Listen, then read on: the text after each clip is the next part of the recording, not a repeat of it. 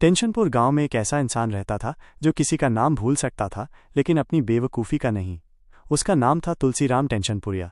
जन्म से सीधा, सोच में उल्टा और दिमाग से हमेशा छुट्टी पर। वो अपनी हरकतों से गांव में हंसी का पात्र बना रहता था। उसकी बेवकूफ़ी की कोई सीमा नहीं थी और उसकी कहानियां पूरे गांव में फैल चुकी थीं। एक दिन तुलसीराम नहा रहा था, बाथरूम में नहीं, पड़ोसी की गाय के टब में।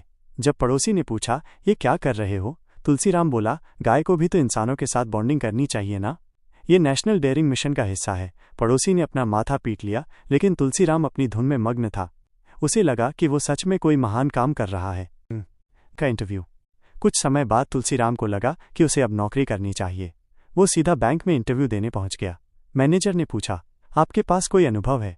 तुलसीराम ने बड़े आत्मविश्वास से कहा, जी हाँ, बचपन से मम्मी का बटुआ चुराकर फिर वापस रख देता था, बिना पकड़े गए। ये बैंकिंग नहीं तो क्या है?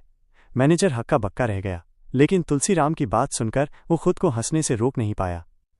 इंटरव्यू से बाहर आते ही बैंक के एक कर्मचारी ने उसे रोका और कहा, आपका सिलेक्शन हो गया है, एटीएम में हवा भरने की ड्यूटी पर। तुलसीराम खुशी से उछल पड़ा। उसे लगा कि उसने कोई बहुत बड़ी नौकरी पाली है।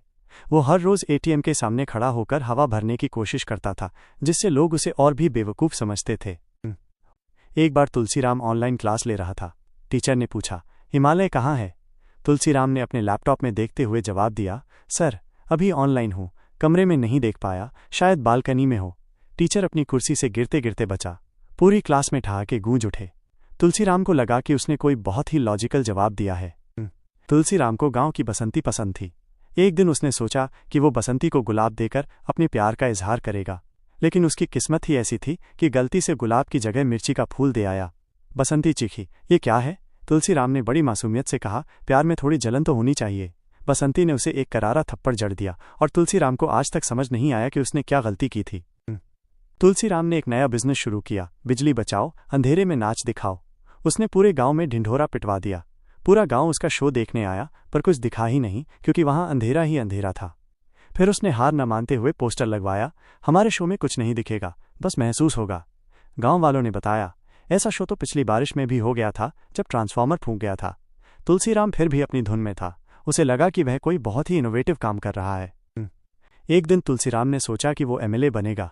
उसने अपने पोस्टर पर लिखा, मुझे वोट दो, मैं हर गड्ढे को स्विमिंग पूल में बदल दूंगा। गांव वाले बोले, पहले खुद का दिमाग भरवा लो, फिर गड्ढे भरना। तुलसीराम ने इस बात पर कोई ध्यान नहीं दिया और अपनी चुनावी रैलियों में गड्ढों को स्विमिंग पूल बनाने की बात करता रहा, जिससे लोग उसे देखकर और भी हंसते थे।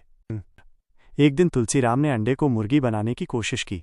उसने गैस पर अंडा रखा, ढक्कन लगाया और उस पर लिखा, वर्क इन प्रोग्रेस। 4 घंटे बाद जब अंडा फटा तो वो खुशी से उछल पड़ा और बोला, देखो, नई जिंदगी शुरू हुई है। गांव वाले उसके पास आए और बोले, ये तेरा ब्रेन फटने वाला है। तुलसीराम को आज तक लगता है कि उसने मुर्गी पालन में एक क्रांति ला दी है। तुलसीराम ने सोचा कि उसे मीडिया में नाम कमाना चाहिए। उसने एक यूट्यूब चैनल शुरू किया, पगलेट ज्ञान, जिसमें वो रोज नए आविष्कार करता था। जैसे दूध उबालकर चाय नहीं, दही बनाता था। खीरा काटकर सबको कहता, ये नकली केला है। मच्छर भगाने के लिए गाना गाता, मच्छर दूर रहियो, मैं तुलसीराम रहियो। उसके वीडियो पर इतने व्यूज आते थे कि लोग उसे देखकर हंसते हंसते लोटपोट हो जाते थे। वो गांव का सबसे बड़ा एंटरटेनर बन गया था, बिना किसी कोशिश के। एक दिन गांव में एलियन आया। सब डर गए, पर तुलसीराम मुस्कुराते हुए बोला, भाई, तुम किस कंपनी से आए हो? यहाँ क्या डिलीवर करना है? एलियन ने तुलसीराम को घूर कर देखा और फिर उसकी तरफ इशारा करते हुए बोला, तू ही हमारे ग्रह का खोया हुआ प्राणी है। तू इंसान नहीं, हमारा सबसे बेवकूफ़ वैज्ञानिक है जो धरती पर भेजा गया था रिसर्च के लिए। गांव वाले ताली बजाते हुए बोले, हमें तो पहले से शक था, पर अब प्रूफ भी मिल गया। तुलसीराम एलियनों के साथ चला गया।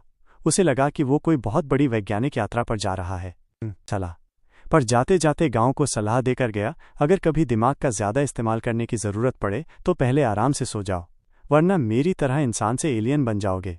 और इसी के साथ बेवकूफ़ तुलसीराम की महान कहानी खत्म होती है।